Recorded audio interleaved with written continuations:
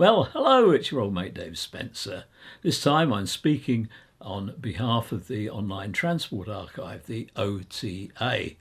And the OTA is there as a registered charity to preserve for posterity moving and still images, particularly of transport.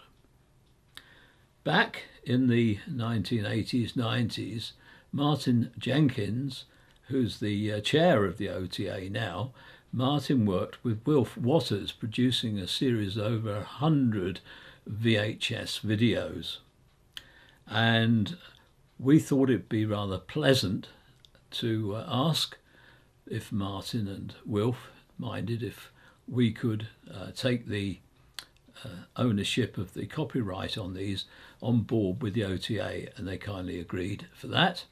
And Martin's still very much active in the field. He's chairman of the OTA.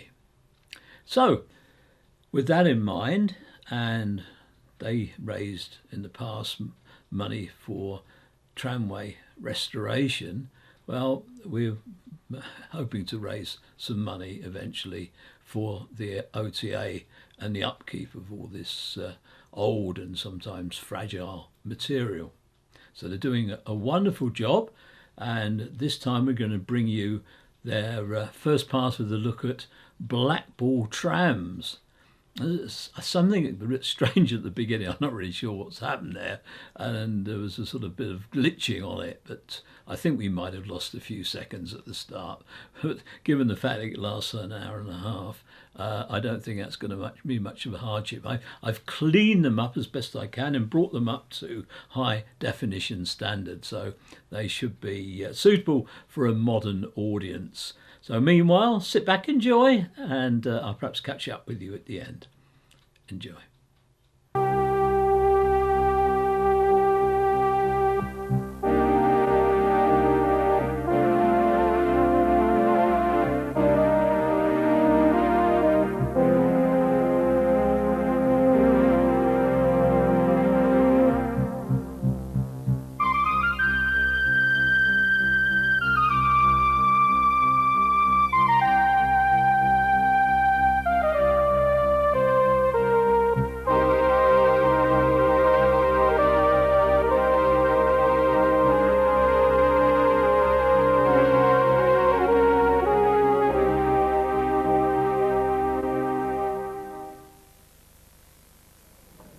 Splendid museums now exist in and around Britain for trams.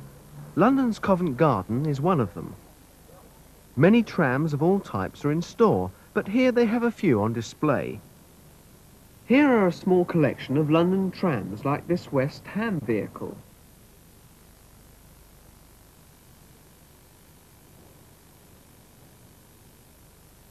Children can climb aboard to try out the controls too. Models here are in plenty. Remains of old tram tracks still lie around the city streets.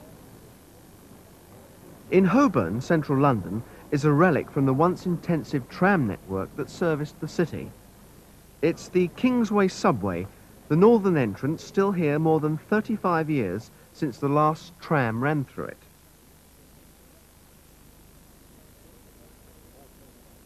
It closed in 1952 when the London trams left the city streets forever.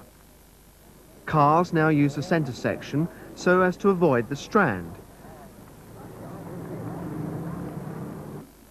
It was originally constructed for single-deck cars, but later opened out for double-deck trams to use.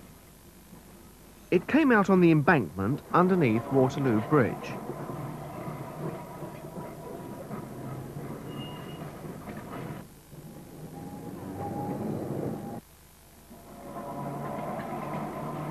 These scenes have come to light from private home movies borrowed from the Finchley Cine Society.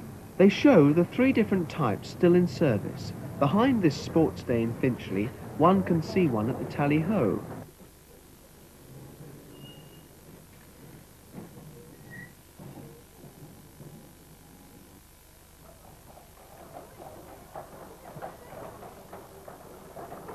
The Charter celebration in Finchley in 1932 had this in service.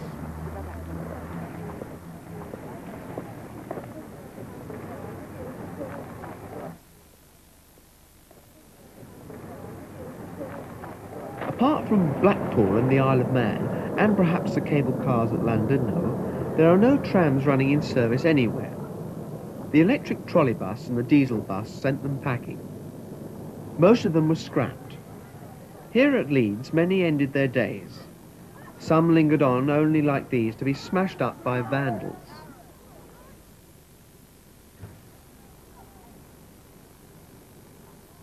This unusual vehicle was originally on the Swansea and Mumbles railway.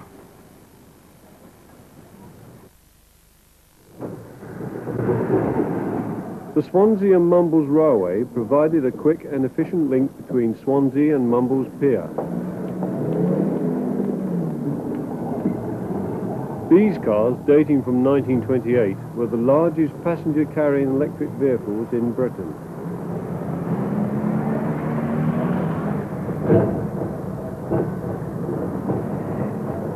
Each car could seat 106 passengers, and during busy periods would run in pairs. The original company's line, somewhat shorter in length, carried passengers in 1807 and is acknowledged to be the first passenger-carrying railway in the world. After horse and then steam traction, these electric cars were fitted with air brakes and the usual air-driven hooters. All doors were on the landward side only.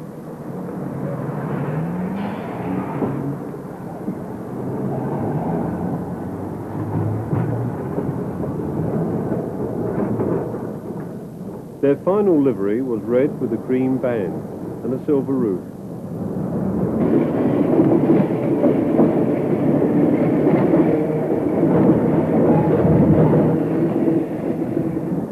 The line ran along the shores of Swansea Bay, and had it not closed down in 1960 would most likely be a tourist attraction today.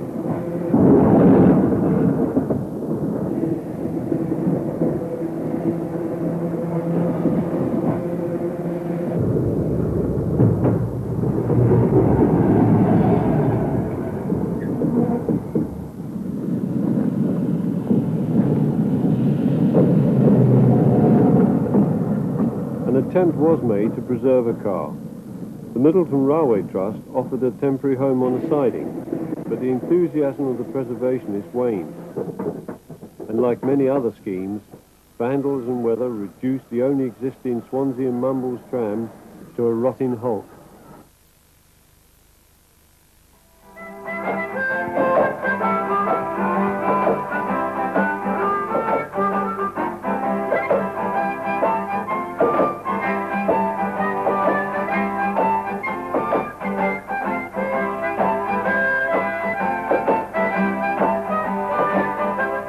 Grimsby Docks, for many years one of England's largest ports, famous for its fishing fleet.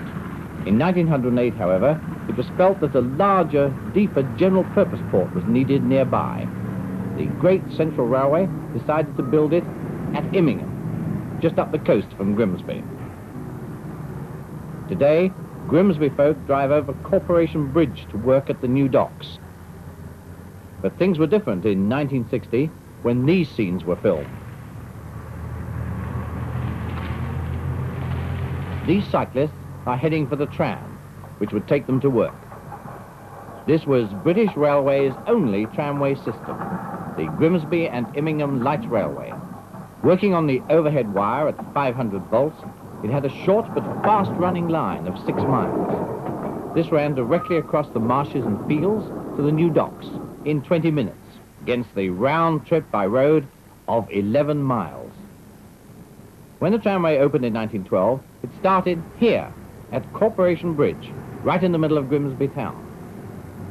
Towards the end, however, due to traffic congestion and planned road improvements, it was cut back to the edge of Grimsby at the Cleveland Bridge, and this was done in 1956. Car number 11, built in 1913 by the Brush Electrical Company, had 64 seats and 4 folding ones in the central entrance. It was typical of the first designs ordered by the railway company in those days. These were the longest trams in Britain, 54 feet long, and they used the standard gauge track of 4 foot 8.5 inches. Before the tram started, a steam coach ran on the adjoining goods-only track for the benefit of the dockers.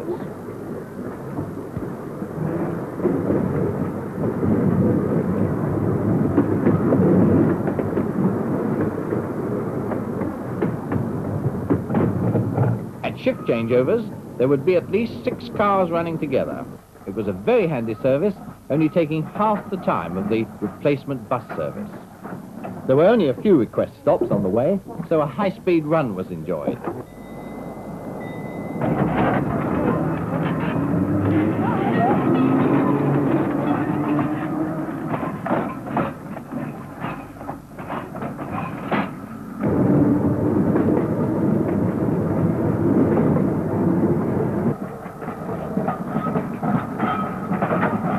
A track relay would warn the level crossing keeper about an approaching tram.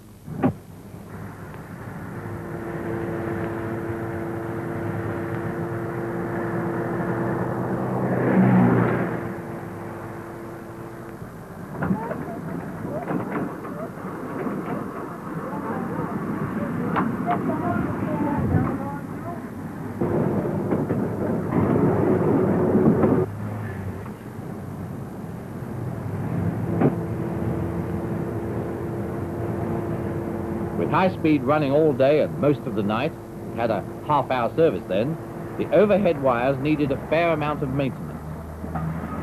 An ex-Gateshead tram of 1925 came to the line in 1951 and is the regular works tram. Other second-hand cars came too, more from Gateshead and some from Newcastle. One Gateshead tram is preserved at the Beamish Outdoor Industrial Museum of County Durham. One of the original long cars is at the Cryche Museum in Derbyshire.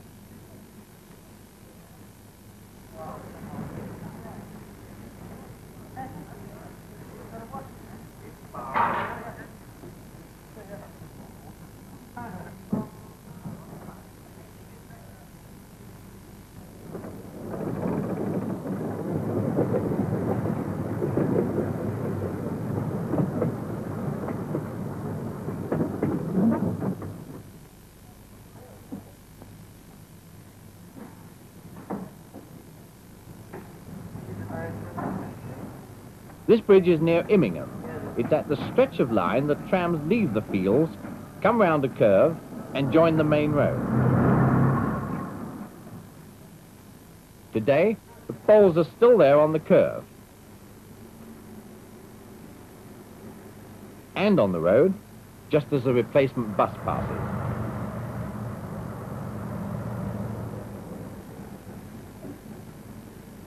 Back in 1960, Works tram has finished.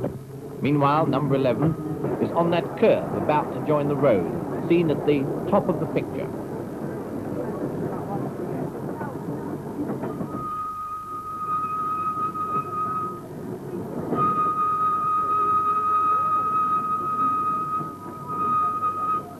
The Works tram is waiting to reverse down into the curve when number 11 has cleared the point work in the middle of the road. The line from here did once run into Immingham village, but was poorly used and finally pulled up in 1955.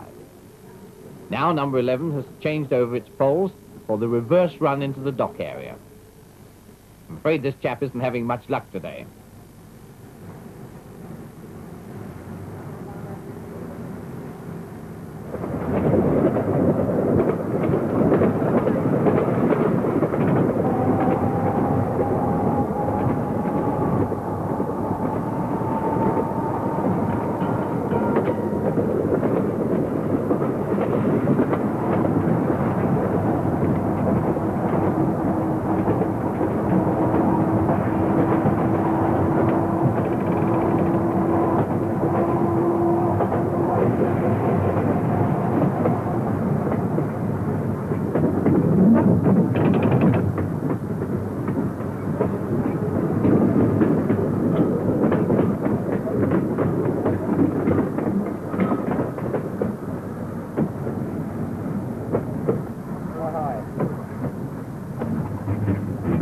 Trams brought dockers right up to their ships, very conveniently. During the First World War, The whole area was turned into a torpedo boat and mine-laying base for military purposes only, so less use was made of the trams. Some cars were stored and new orders postponed for a while. The little station survives today and has gained a new porch and a very different occupation.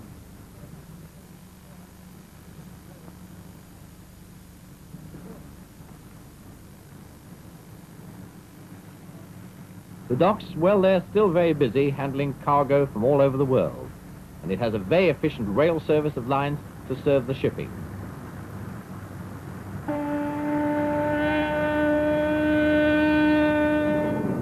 Back again, though, through time, and we're on our way to Grimsby.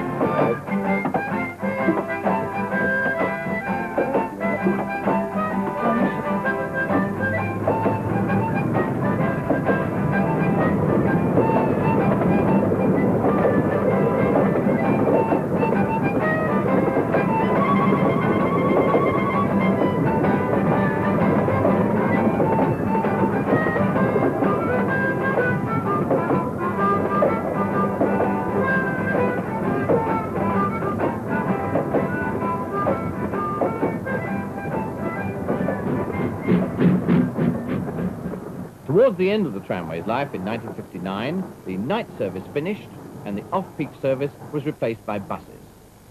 But the line was very popular right up to the end in July 1961. Over 2,000 passengers travelling daily on the trams. Grimsby citizens have, even today, many fond memories of the old swaying tram cars.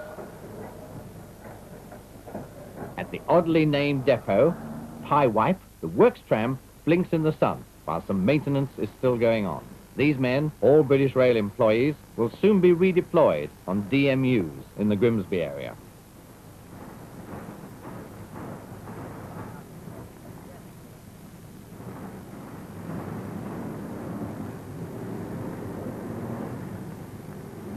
The car sheds are now a scrap metal dealer depot. Just weeds remain in the yard. The whole tramway is now just a memory, like so many of those interesting lines that are no more.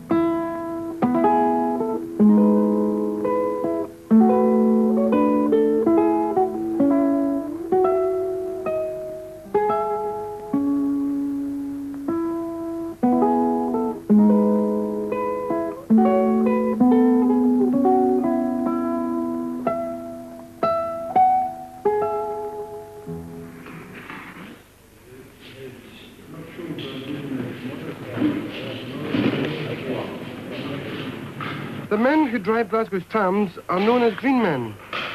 The women, well, they're just called flippies.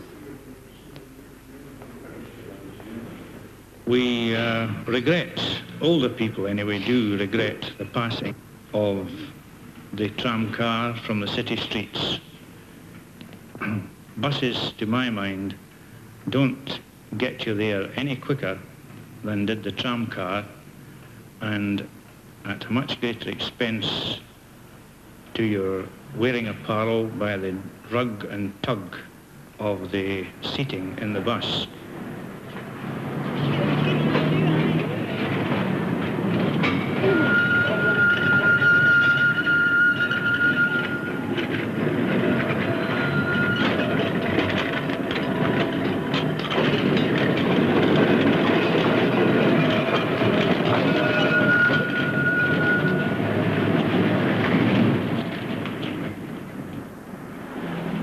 At one time, many routes extended a long way out on reserved tracks, and it was possible to take a tram as far out as Airdrie.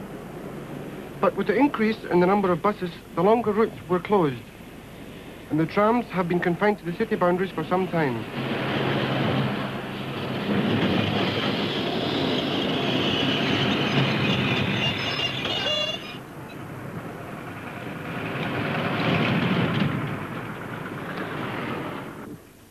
On the London Road route, the number 9 has to turn round here at Auchenshuggle.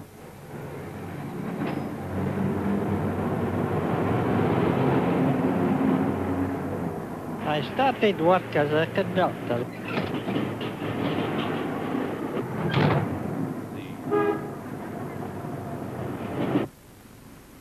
You had to have 2 very important persons vouching for your character before you were admitted to the service. We missed much social life, but we had plenty of entertainment and sport amongst ourselves.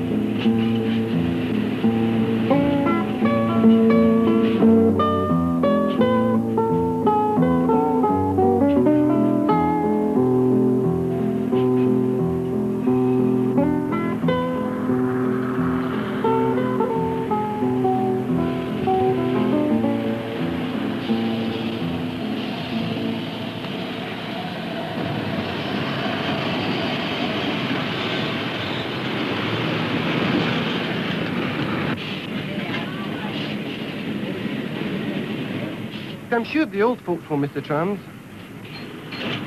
I think the old folks, I'm quite sure the old folks will miss them. They were handy. They moved tens of thousands in football matches. Golf was my greatest game. It took me to London, it took me to Edinburgh regularly.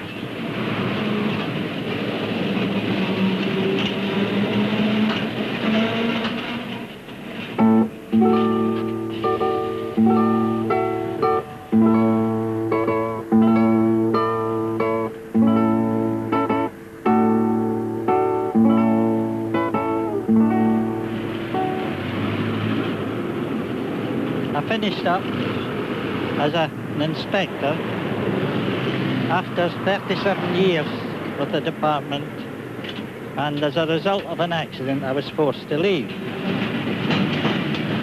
A journey along Argyle Street from centre of the town here to Kelvin Hall in a bus is no enjoyment at all compared to a journey in a tram.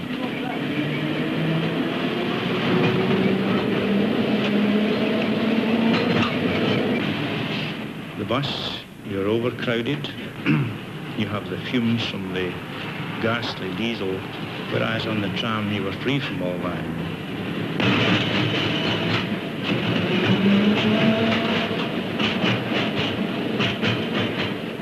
Certainly there was a degree of dust in the summer weather, but I rather think the tram far outweighed the bus in that respect.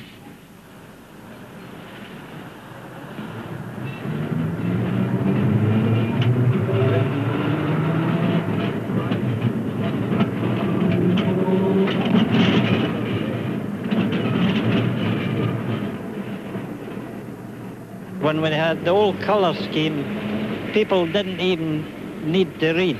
They knew that the blue car went one way, the white another, and the yellow another.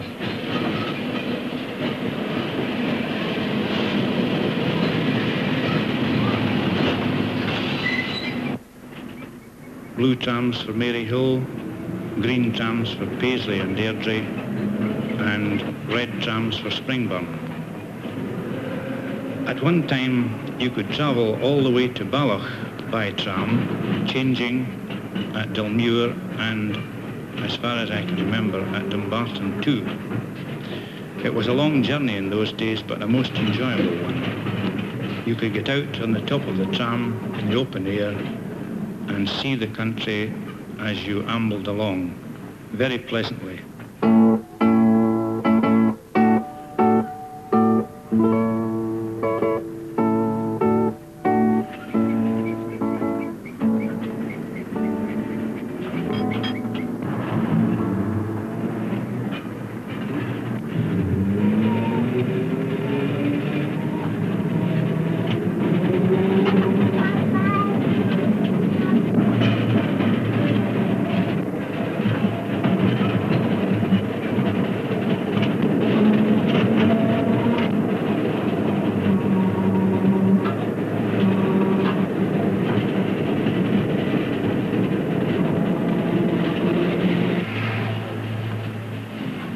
Now this swing bridge which we pass over spans the Port and Clyde Canal and is operated by the man in the wee bridge house on the other side.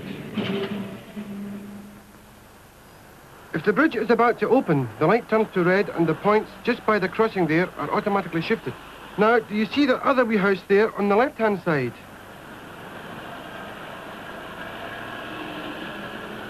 If the points were against us, we would demolish that house when going at speed. 2 or 3 have already landed there, but fortunately they did manage to stop and no damage was done.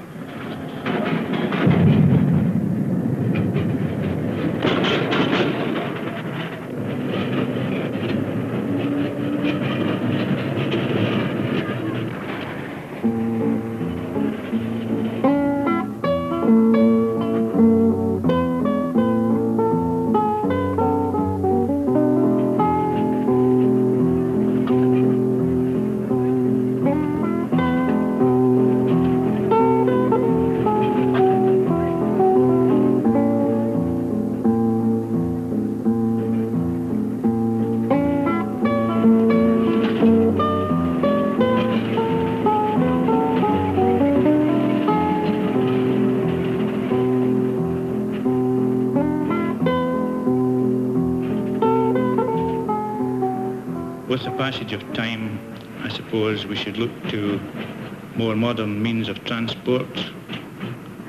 The buses have taken the place of the tram, but while it has meant much faster moving traffic than was in the tramway day, I don't know whether we can count it an advancement.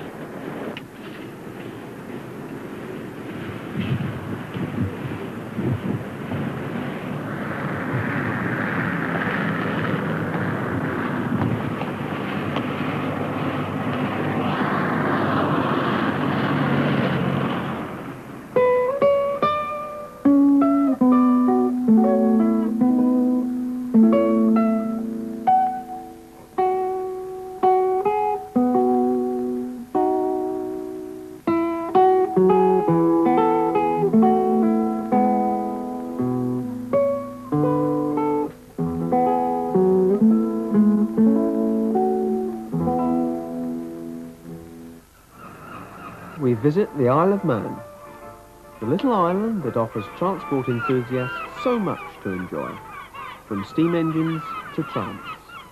This is Douglas. On the promenade is the quaint horse tramway. They started in 1876 with 3 cars on a single track. Now they have 30 in service between May and September. Douglas Transport Authority must be unique in employing a blacksmith, a vet, and buying 200 sacks of oats annually.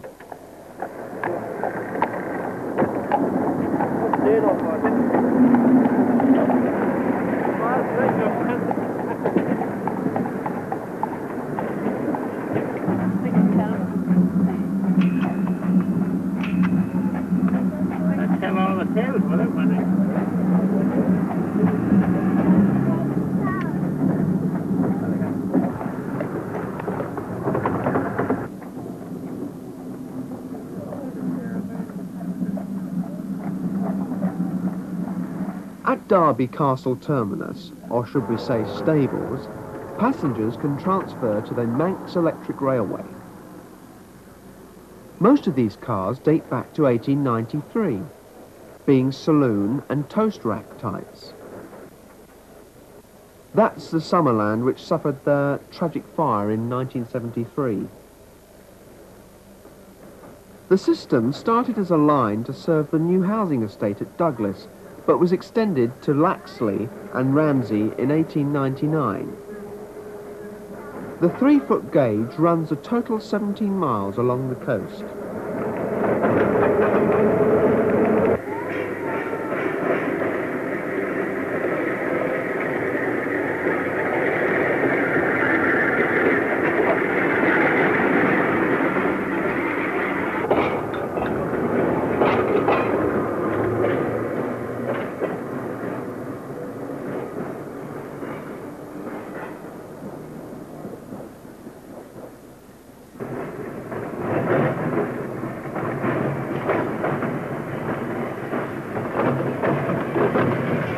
Halfway point is at Laxley, where it meets the start of the Snaefell Mountain Railway, a separate tramway. This 5-mile line is a different gauge, 3 foot 6 inches. The cars are wider to necessitate the extra braking equipment required to grip a centre rail which is laid on the gradients of 1 in 12. Now we're passing the famous Laxley Wheel, once the main part of a huge pump built to keep the Laxley mines clear of water. The mist is thickening as we climb up the mountain.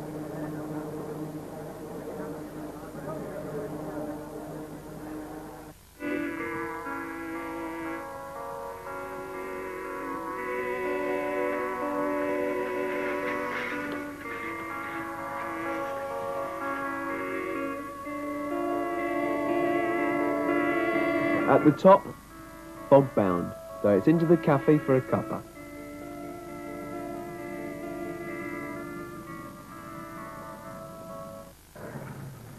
In a large quarry in Derbyshire at Critch is this full-working tram museum. Trams from all over the country and the world are on show here, and most of them are running too.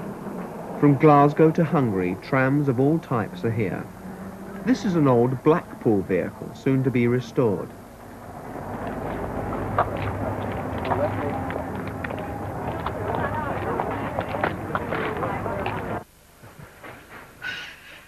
The facade of a resited town hall is the perfect setting for a tram museum line. This tram car from the northern city of Sheffield is one of 40 in the museum being restored for people to enjoy a ride on a scenic mile-long track.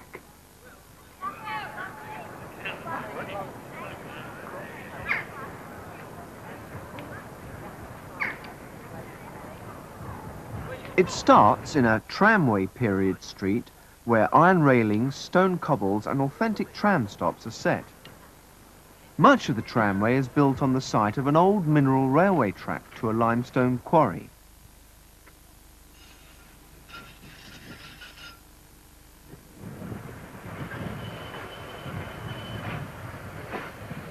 Trees and bushes have been planted by the track.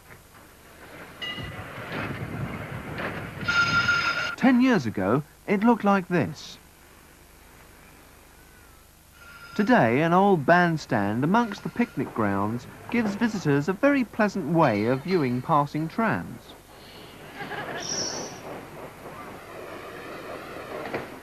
This resited bridge will carry new tracks over the main line to the car park, providing a new branch line. This single-decker is from Blackpool, the northern seaside resort.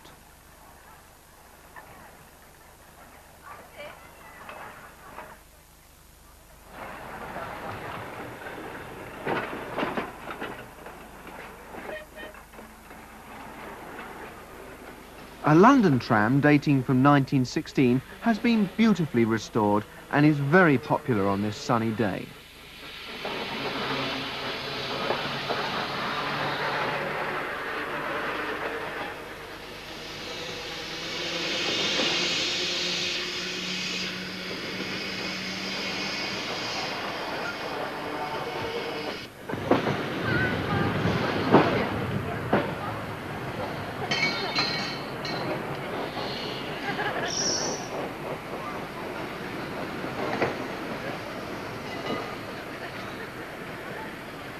Trams from all parts of Britain are here, and this one is from Hungary.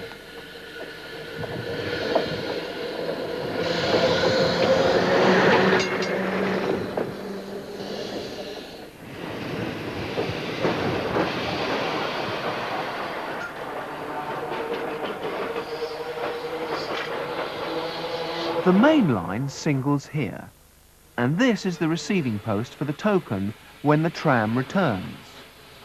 On this busy day, trams swap the token directly.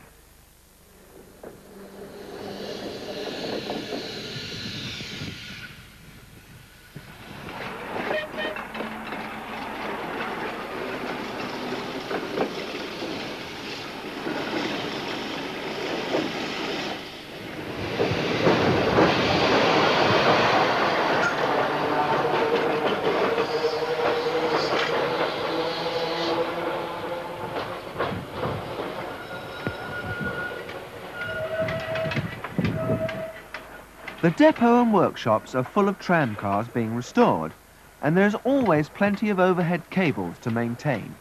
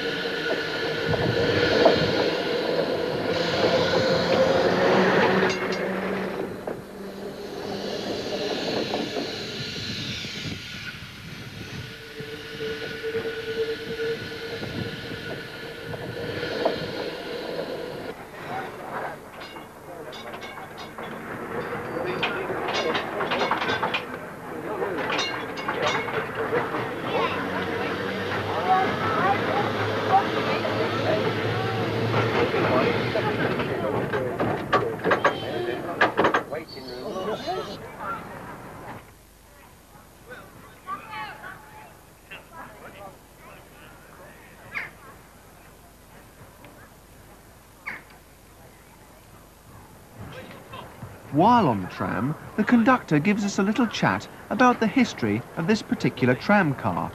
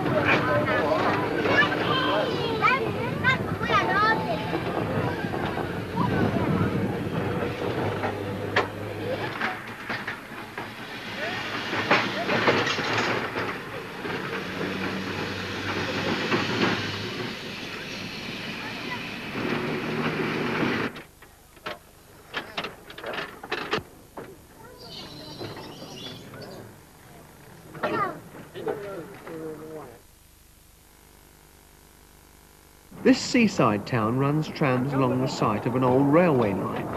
Little trams like this trundle up and down, giving rise to the holidaymakers and enthusiasts alike. They are designed in a 2/3 scale on a track gauge of 2 foot 9 inches. They were originally at Eastbourne until 1970. The terminus is a car park in the centre of the town.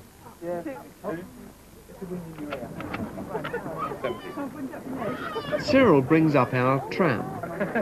It is original control gear from an old full-size tram.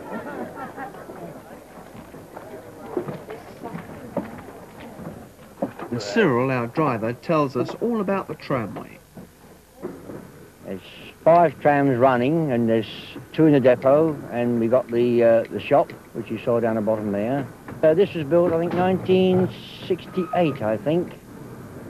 They're all handmade. They're all made from scratch, except the controls. The controls are all original tram controls. The motors, the overhead, as you've noticed, all the tram wire, the trolley heads. They're all tram pickups and that. The governor, he acquired it, laid the tracks down, and opened it up in 1970. There was about a little dispute down at Eastbourne about us being down there. They didn't mind us being down there, but they didn't appreciate us. The whole journey is 35 minutes return, quarter of an hour each way with 5-minute stop, and the service varies from 15 to 12 minutes on the service run. At the end of the line, a real Victorian loo awaits us as we arrive. Beyond the gates, a further extension to open next year.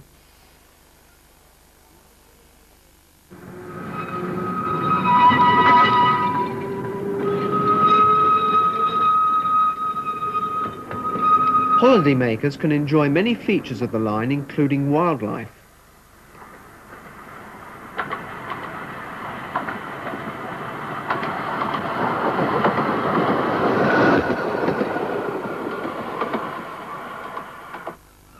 That report was filmed in 1977, and now, 1986, 10 years later, we pay a second visit to see what has happened on the line.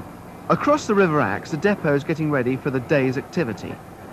The tram nearer the camera is a number 12, and it's much longer than all the others. They have extended their running line past an important level crossing to an old station at Collyton. The level crossing did cause problems at first, but this was resolved by fitting automatic warning lights and bells.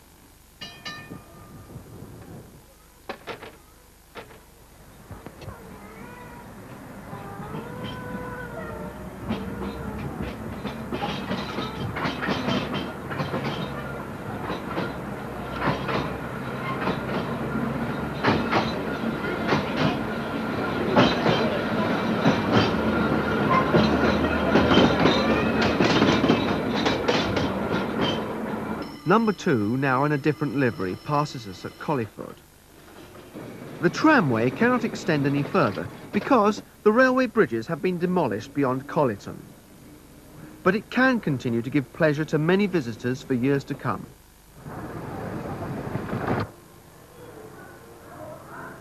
Near the Beamish Hall is an unusual station, a neatly preserved old steam branch with a difference. It wasn't here before. It was transferred stone by stone from elsewhere to form a part of the unique Beamish Outdoor Industrial Museum.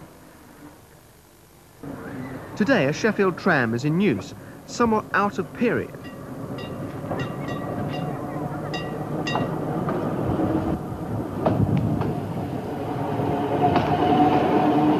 It runs up the main street, passing shops and houses, to its terminus. Eventually, the street will have a bus depot built, and somewhere lying around in piles, they have a complete gasworks waiting to be erected.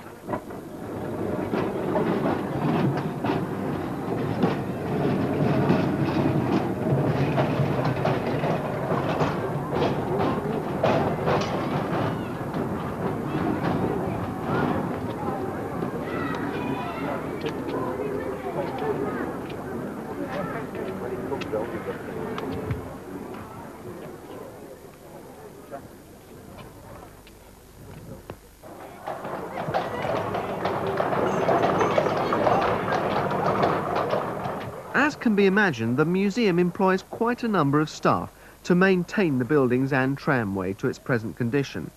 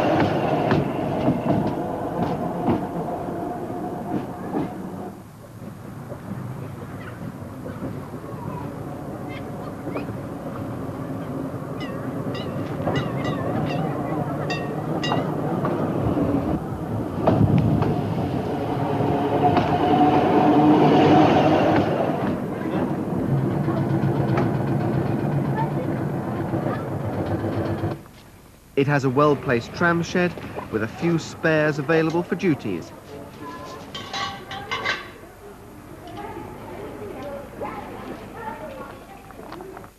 An ex-Gateshead tram is used some days.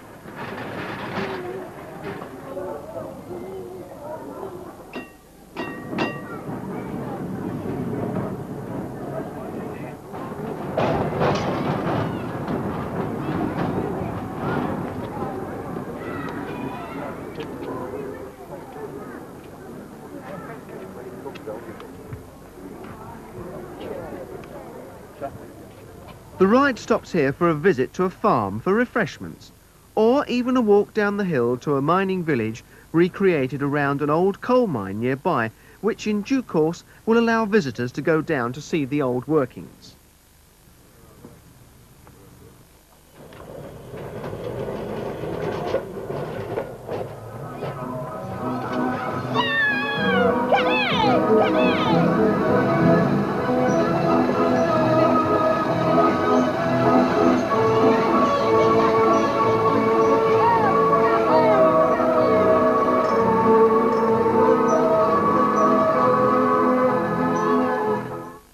At Dudley, near Birmingham, is another industrial museum.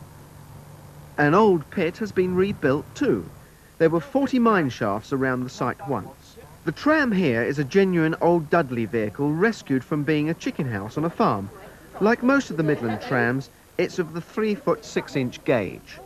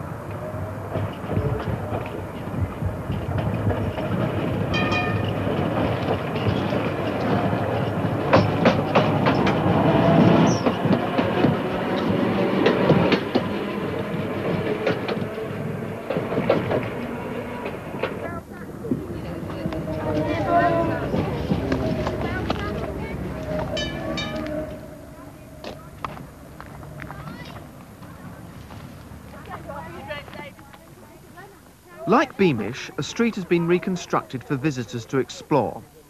The shops have people dressed in period costume to show visitors what shopping was like years ago.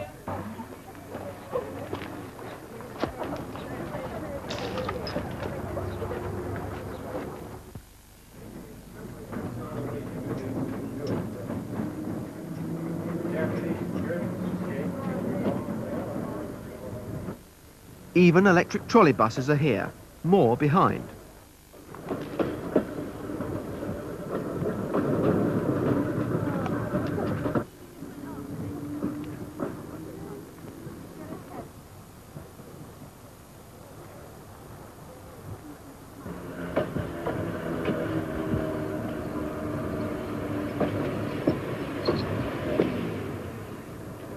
Meanwhile, the Dudley tram trundles up and down about 30 trips a day until other trams being restored can take turns.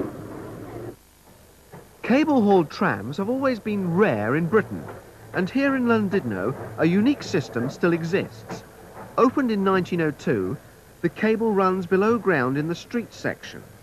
The line was constructed in 2 separate sections, 2 cars on each.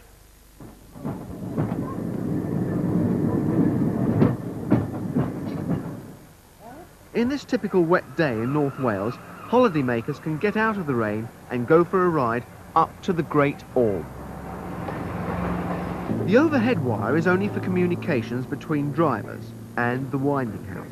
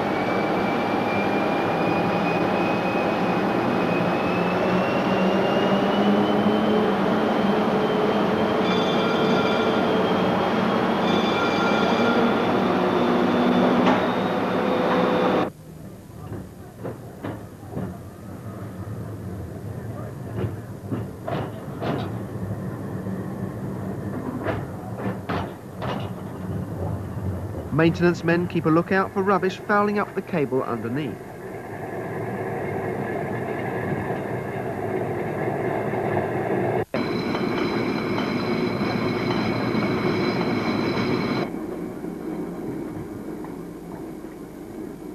At the top of the first section, a changeover.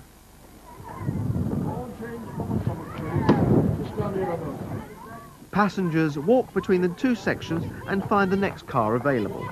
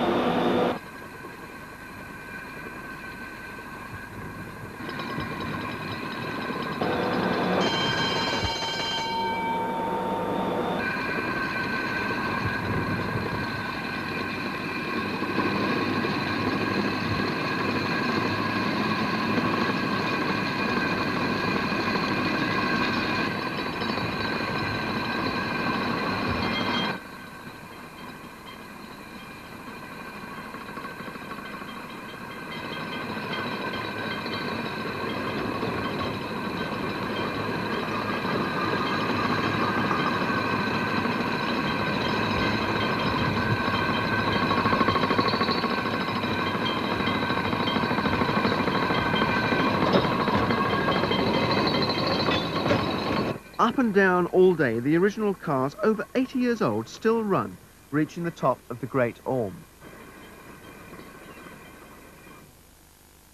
A transport museum at Lowestoft has a fine collection of vehicles, some of which give little runs up and down.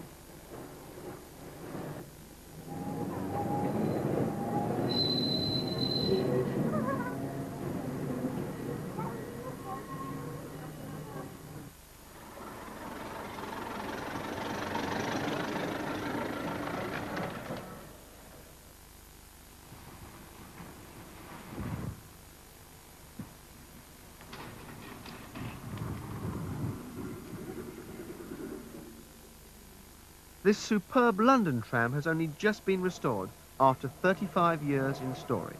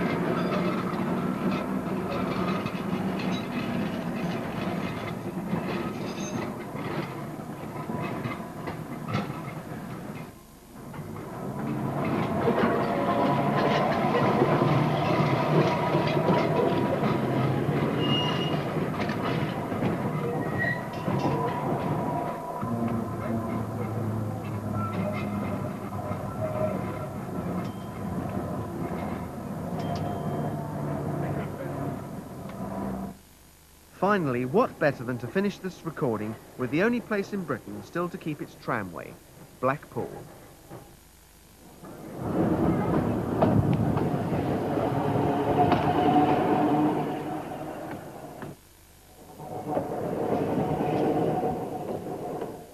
Blackpool claims to have had the very first electric street tramway in 1885, using the conduit system for current collection. They changed to the overhead wires in 1899. The corporation decided to modernise its fleet in the 1930s instead of scrapping like every other town and city in Britain was doing. The fact that the trams have had their own separate roadway has helped to prolong their usefulness. And they're not only a tourist attraction, but a means of getting to work and doing the shopping as well.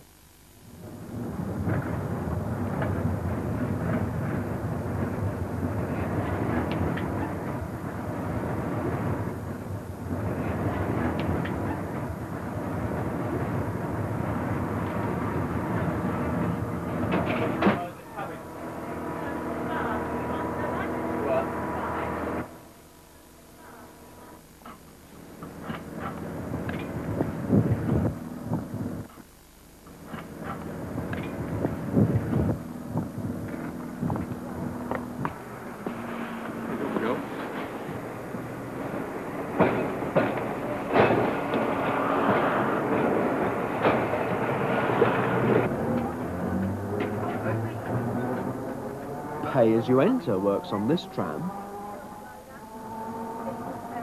She's taking us to Fleetwood, now on railway tracks.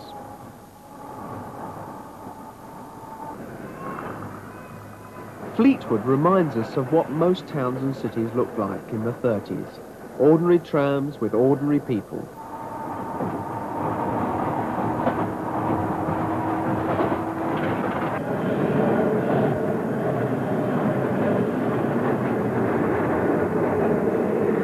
Back to Blackpool as it's getting dark.